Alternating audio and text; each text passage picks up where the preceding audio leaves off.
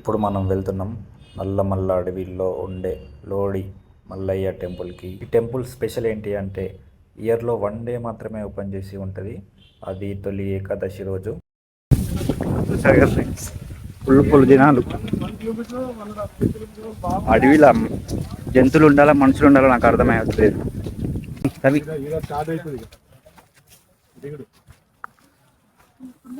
ఇప్పటికి 4 kilometres walk చేసాం.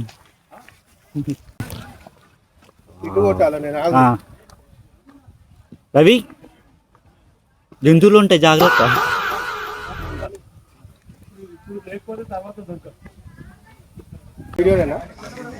Dangerous racks.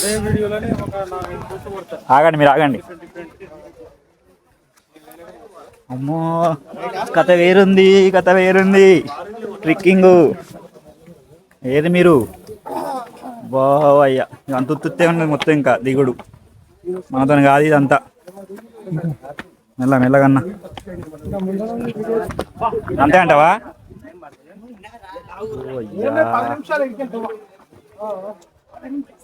మీరు కింద చూస్తారా ఫ్రెండ్స్? ఓ కథ వేరుంది ఇక్కడ. చెప్పులు తీసేసినాం, చాలా జాగ్రత్తగా ఉండాలి. ఈయన చెప్పులు వేసుకున్నాడు. కొండ కింద టెంపుల్ ఉంటుంది. ఇలాగే మనం 1 అవర్ నడుచుకుంటూ వెళ్ళాలి. ఒక్క అడుగు మన జీవితాన్ని మార్చేస్తుంది ఫ్రెండ్స్. ఇక్కడ ఒక్క అడుగు వేస్తే ఏ కష్టాలు ఉండవు.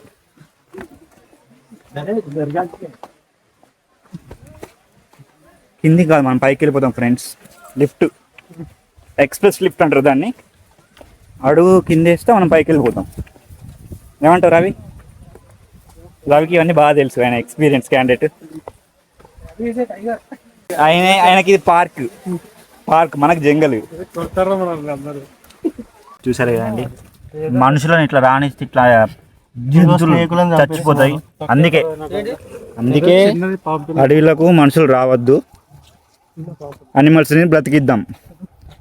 ఇదంతా మీకు అవేర్నెస్ కోసం అండి నేను వచ్చింది. I love animals. టెంపుల్కి వెళ్ళే రూట్లో మధ్యలో ఈ వాటర్ ఫాల్స్ కూడా చాలా బాగుంటుంది. Wow nice. మనం ఆ కొండ మీదకి వెళ్ళి వాక్ చేసుకుంటూ వచ్చాము. లొకేషన్ అయితే సూపర్ ఉంది.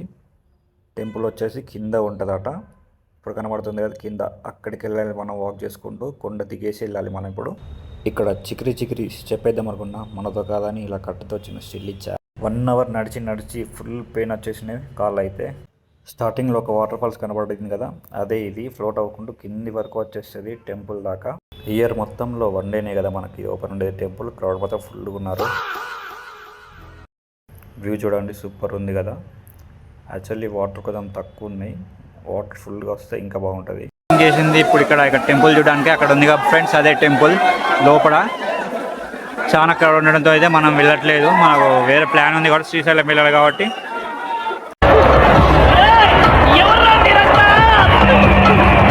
టూ మచ్ క్రౌడ్ ఉన్నది, సో మనం అంత ధైర్యం చేయలేదు వెళ్ళేటట్టు.